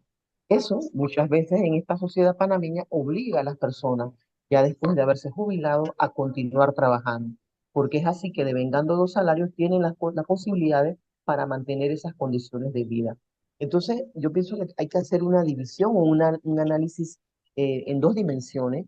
Una cosa es si las jubilaciones en este país se actualizan y se dan los recursos suficientes para que en la medida en que pasen los años haya todo lo que este proceso de indexación, es decir, de una actualización, una suma, un reconocimiento respecto al tema de la canasta básica familiar, etcétera, o cuando sencillamente la persona se jubila, esa jubilación no pasa por un proceso de actualización. Me estoy refiriendo al monto, ¿verdad? Que la persona percibe mensual o quincenalmente, no pasa por una actualización. Por tanto, la persona, además de que decrece su ingreso del 100 al 60, los mortales, ¿no? Porque también tenemos a las policías que se jubila con el 100% hoy. Yo soy un comisionado que gano $7,000 y mañana me contrata una institución que puede ser el Ministerio de Seguridad y también gano $7,000, ¿verdad? De 7,000 a 7,000. Pero esas son, no sé, otra categoría, ¿verdad? El resto de los mortales, los que estamos en el Silver Roll, si usted se jubila, hoy, mañana usted va a devengar el 60% del salario. Entonces, lo que me parece a mí que aquí aplica es que la normativa considere ese escenario, porque no hablar de eso es quererse negar a ver la realidad. Las personas llegan a optar por dos posiciones, es decir, a trabajar y a devengar la jubilación, porque los recursos no son suficientes, ¿me explico? Para mantener su nivel de vida. Entonces, aquí entramos a otra discusión. Ya pasado ese análisis, el siguiente análisis o la siguiente dimensión es, siendo que esa persona, utilizando mi ejemplo, soy enfermera del INSA y luego estoy jubilada trabajando en el Seguro Social, yo estoy recibiendo yo estoy recibiendo un salario como jubilada, pero además adicional, trabajando para una institución gubernamental. Ese tema ahí sí que es, me parece a mí, un tema que hay que normar, porque el Estado tiene que estar en capacidad de brindar las condiciones y opciones para toda la población. Entonces, es decir, este doble trabajo se representa en la práctica en un subsidio para ese segmento de la población que no teniendo los suficientes ingresos, nos referimos a jubiladas y jubilados, ¿verdad? No teniendo los suficientes ingresos, requieren, entonces es un subsidio estatal, o sea, dándole un salario al 100% que va en detrimento de otro segmento de la población. Entonces, me parece, y ya con esto cierro y no me meto más en la discusión, esto amerita una discusión y un análisis a profundidad, teniendo en cuenta las variables que se accionan. Cambio y fuera. Gracias. Sí, es que es un tema profundo, complejo, ¿no? Con diferentes elementos legales, sociales, ¿verdad? El tema del trabajo de las personas adultas mayores. Pero aquí estamos hablando de un tema de violencia con el cual este tema, que es complejo, se trata de manera superficial, ¿verdad? Y de manera violenta. Entonces, estamos hablando de todo esto para que fortalezcamos nuestra capacidad de identificar la violencia en línea. Hemos visto ejemplos, ¿verdad?, de estudios que se han hecho acá en Panamá, en Centroamérica, a nivel latinoamericano, de cómo se da esa violencia en los medios de comunicación contra las mujeres. Hasta hace pocos años, la mayor cantidad de contenidos que se publicaban en redes venían, o sea, tenían su raíz en los contenidos que producían los más media, los grandes medios de comunicación, prensa, radio y televisión, que se compartían en redes y a partir de ahí, pues la gente los republicaba, los comentaba, etcétera. Entonces, esa reproducción de la discriminación o esa violencia directa agresiva contra las mujeres para, en el caso nuestro, que estamos tratando de enfocarlo en la participación, en el liderazgo político y social para callar a las mujeres a que no participen, y esto ya tiene repercusiones en la participación, en los discursos de las mujeres en las redes sociales, ¿verdad? Aquí entonces nos tocaría en este momento definir qué es entonces la violencia de género digital, ¿verdad? Hemos venido de hablar desde este tema, ¿no? De cómo se discrimina online y se trata de expulsar a las mujeres del debate público. Decíamos que frente a la libertad de expresión, que debe proteger ese derecho, ¿verdad? Para que sea efectivo, no debe haber, además de censura previa, una amenaza posterior a que si opinas de esto, dices esto, yo voy a arremeter contra ti, criticándote de diferentes formas, y cómo es esa la forma, mediante esos ataques, ¿verdad? Que han sido ya estudiados y sistematizados, cómo se trata de expulsar la participación de las mujeres de los espacios en línea. Vimos casos de Panamá, Centroamérica, Latinoamérica, y entonces toda esa violencia que ya está estudiada, que es real, ¿verdad? Contra las mujeres en línea, vamos ahorita a definir qué es violencia de género digital. Sabemos que es violencia de género, que está en el artículo 3 de la ley 82, pero entonces la violencia de género digital, podemos decir que es una forma de hostigamiento que se basa en el uso de adjetivos, ¿verdad? Que se pueden escribir en las redes y características ofensivas que están relacionadas a la condición de género, en este caso de las mujeres, y en la divulgación de contenidos privados sin consentimiento. Es decir, hay diferentes tipos de violencia que se pueden generar contra las mujeres en el ámbito digital, específicamente en el ámbito de las redes sociales. Decimos que este tipo de violencia ya ha llegado a sobrepasar al mundo físico, al mundo digital, y muchas veces pasa del mundo digital, pasa al mundo real, como vimos en algunos de los testimonios de este estudio en Centroamérica. La violencia de género en línea se fomenta la producción de insultos, de estereotipos, de prejuicios. También se hace mediante contenidos gráficos y audiovisuales que ayudan a generar estas corrientes de opinión y de opinión pública hostil hacia mujeres y niñas solo por el hecho de ser mujeres y atacar su derecho de ejercer sus derechos políticos. No sé si están de acuerdo con esta definición o quisieran ampliarla un poquito más. Veamos también cuáles son los principales perfiles de las mujeres que viven violencia digital, ¿verdad? Hay tres como perfiles principales de mujeres que viven esta violencia digital. El primero es esas mujeres que viven una relación íntima, una relación de violencia en su ámbito personal, de sus relaciones personales, llámese violencia doméstica, otro tipo de violencia. Ellas son las que están más propensas a también vivir esta violencia digital, que no es solo que le publiquen su información, sino el control que se da, por ejemplo, por los teléfonos, dónde estás, hazme una videollamada para ver que realmente estás ahí, dime con quién estás, muestra dónde estás, o ese seguimiento, ese control que se pretende hacer a través del WhatsApp y los teléfonos y las redes sociales. Otros tipos de violencia.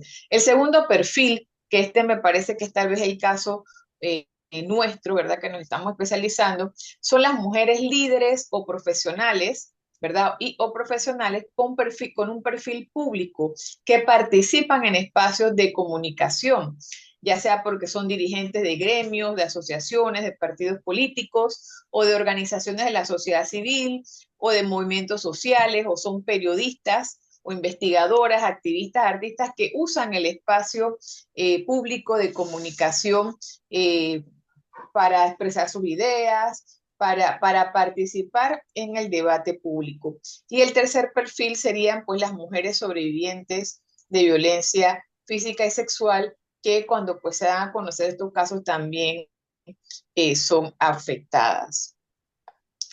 Hasta aquí, ¿qué comentarios podemos hacer? Porque ya lo que sigue son los diferentes tipos de violencia digital. Tenemos 13 tipos de violencia digital que, bueno, si alcanzamos a comentar estas, o si no, entonces ya seguiríamos en la sesión de mañana. Pero hasta aquí me gustaría escuchar los comentarios de ustedes. Que vamos a tratar de no irnos al tema económico de la jubilación, porque ese es un gran tema, pero aquí pues queríamos resaltar ese tema de la edad, porque como vimos que ya está estudiado, no en Panamá, pero a nivel del mundo y de América Latina, que las mujeres participamos hablando menos en los medios que los hombres, y eso ya es una forma de violencia, ¿verdad? Pero ¿cómo es posible que solo 26% de todas las personas que aparecen en las noticias son mujeres y 74% son hombres en América Latina? Habría que verificar la situación en Panamá, pero a mí me parece que es bastante parecida. A ver, sobre esto último que hemos comentado del concepto de violencia digital, ¿cómo la definirían ustedes la violencia digital? ¿Coinciden con este concepto que está aquí o creen que algo se queda por fuera?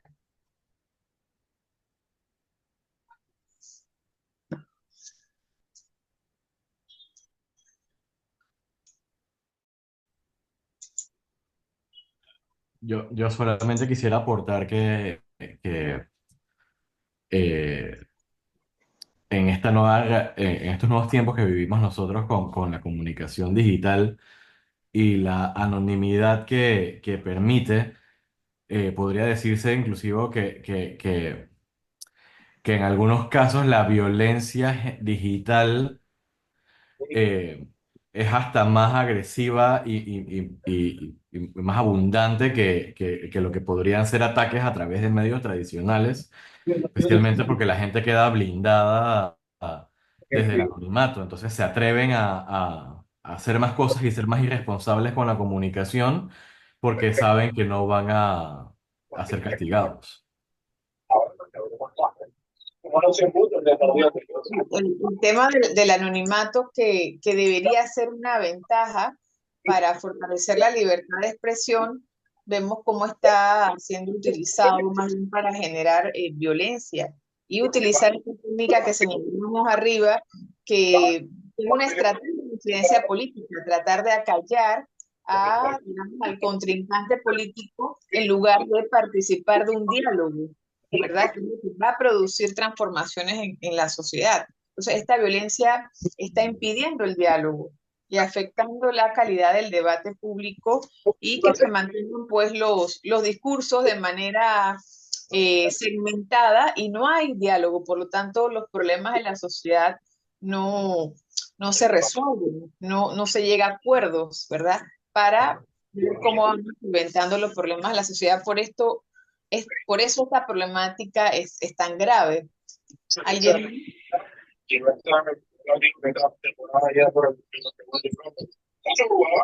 Bueno, como nos quedan pocos minutos, con 13 formas de tipos de violencia digital, vamos a adelantar nada más con estas 4 que tenemos aquí.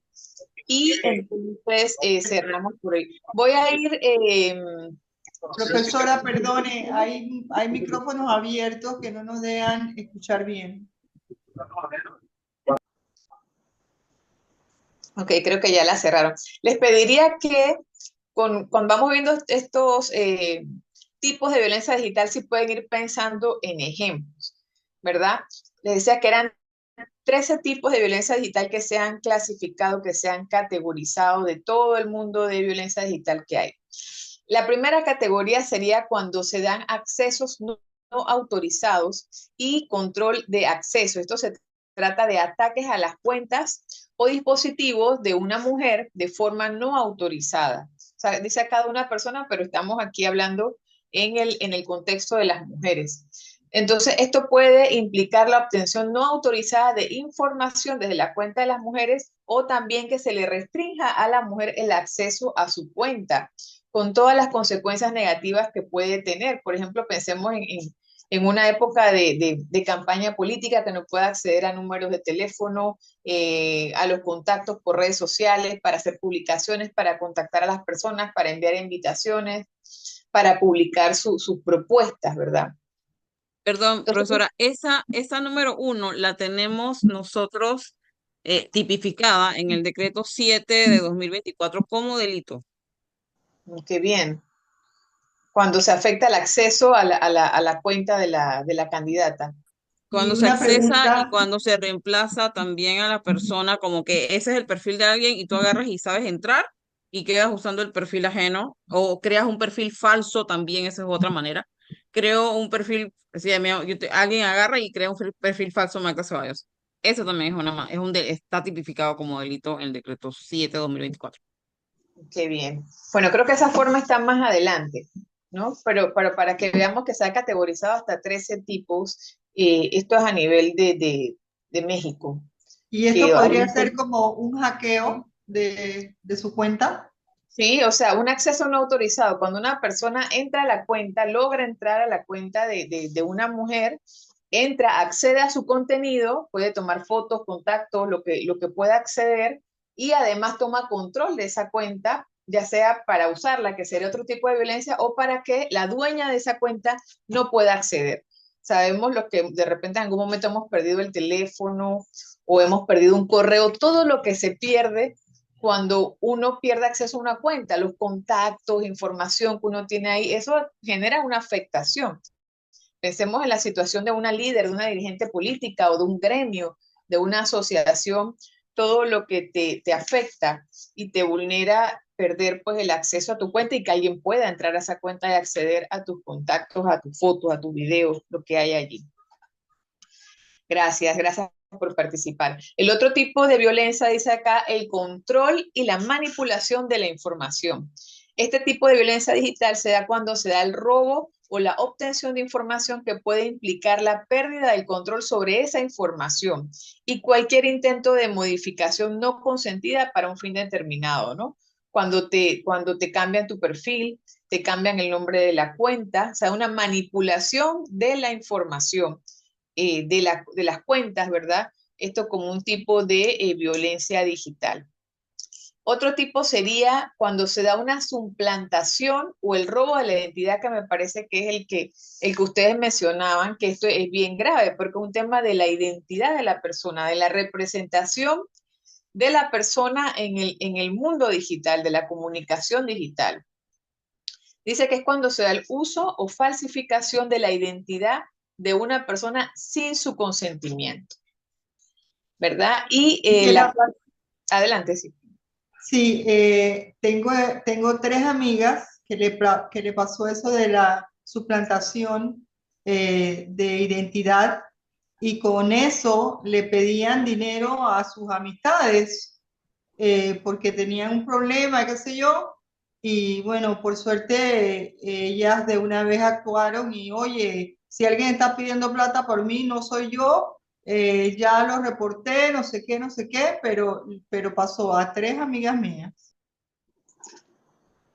No, y esto una parte es la afectación económica, pero nos roba nuestra identidad, ¿no? Imagínense una persona, bueno, ya pasó ahorita la época del proceso electoral, pero pensemos en todas esas mujeres que dirigen organizaciones sociales, movimientos sociales, gremios empresariales, gremios profesionales, empresarias, todo lo que te puede, en los diferentes ámbitos de la vida social, económica, cultural, cómo te puede violentar una suplantación o robo de identidad. Quisiera preguntarle, esos delitos que están en el decreto que ustedes mencionan, ¿se pueden cometer fuera del proceso electoral? Es decir, por ejemplo, en este momento que ya pasó, ¿también habría sanción para esos delitos que están en el decreto que ustedes Lo señalan? que pasa es que eso es alrededor de manipular un proceso electoral. Ahora mismo se haría es en caso de aquellos partidos que están en vías de proceso de unas elecciones, podría ser, pero fuera de allí eh, Sí, lo dificulta. no, muy bien, es que sí, esa es la información que yo manejo, ¿no? Porque fuera de allí no es que es imposible, pero es muy difícil presentar procesos legales por este tipo de situaciones y es un vacío que tenemos en la legislación. Sobre todo si eres una persona que no tiene acceso económico. Sí, adelante.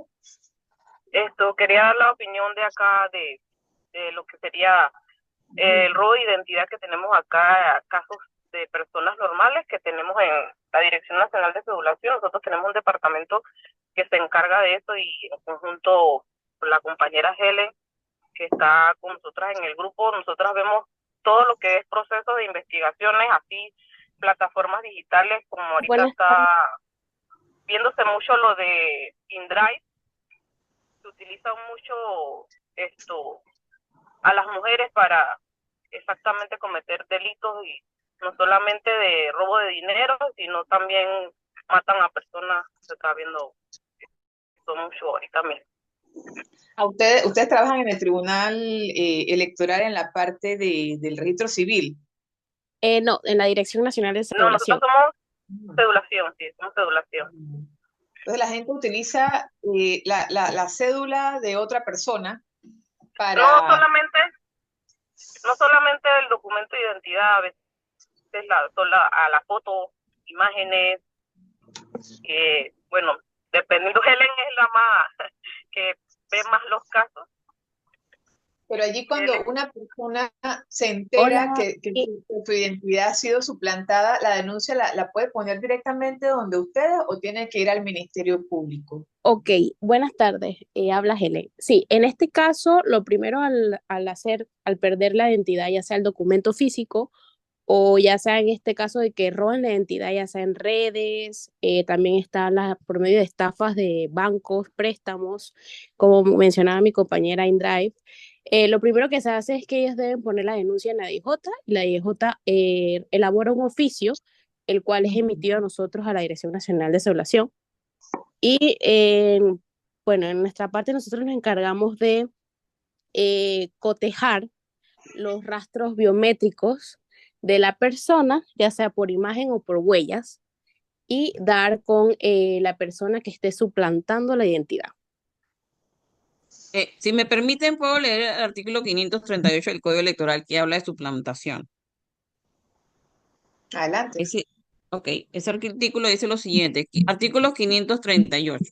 Se sancionará con pena de prisión de 8 meses a 4 años y suspensión de los derechos ciudadanos e inhabilitación para el ejercicio de funciones públicas por igual periodo a quien suplante la identidad de alguna persona en trámites digitales ante el Tribunal Electoral o la Fiscalía General Electoral. O sea, este habla del trámite. El siguiente artículo es el que habla de los que manipulen medios digitales de forma masiva, que ese entonces entra a ser más detallado en el decreto 7 de 2024.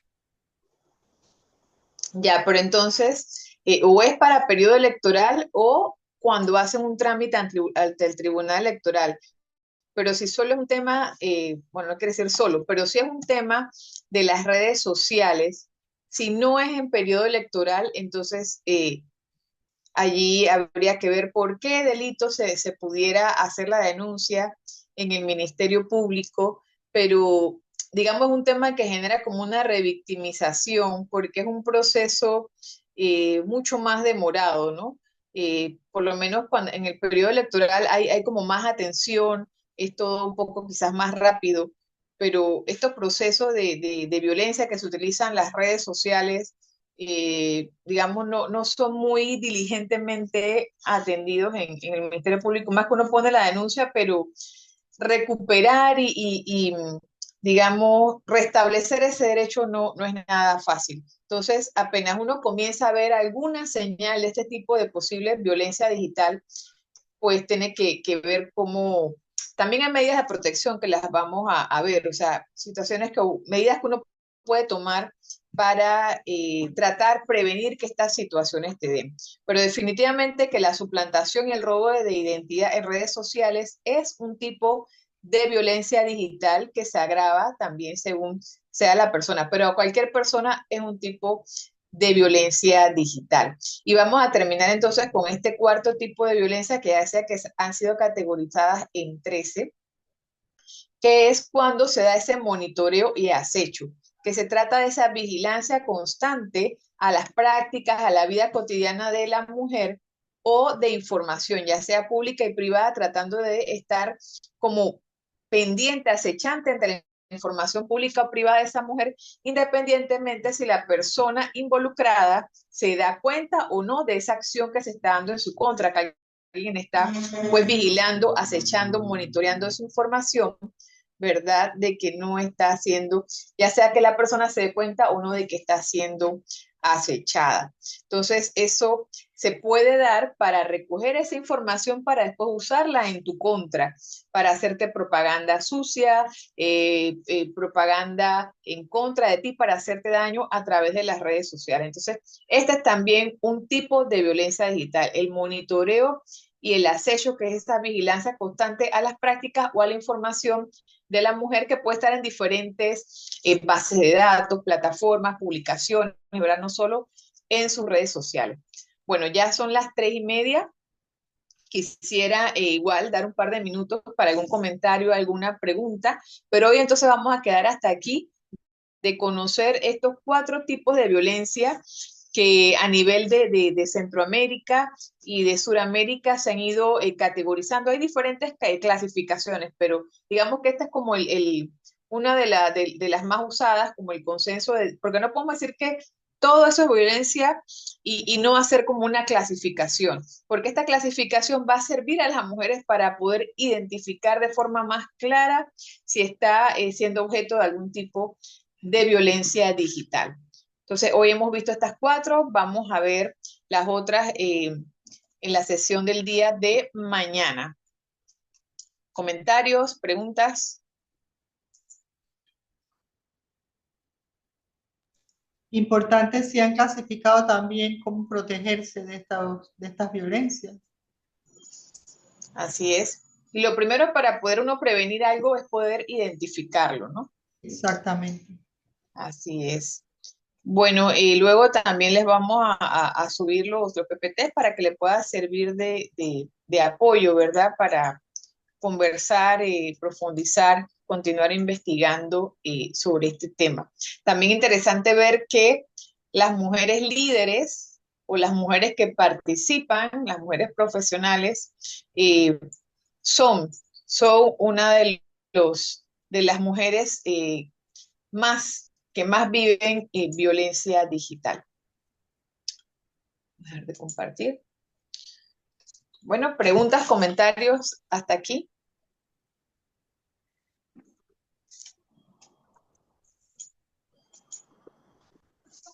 Ninguna pregunta. Yo sí quisiera agregar que recuerdo que en el 2021, me parece, hubo una sentencia por la ex candidata Balbín Herrera, ex candidata y política, Balbín Herrera por violencia de género, en un comentario que se generó en Twitter.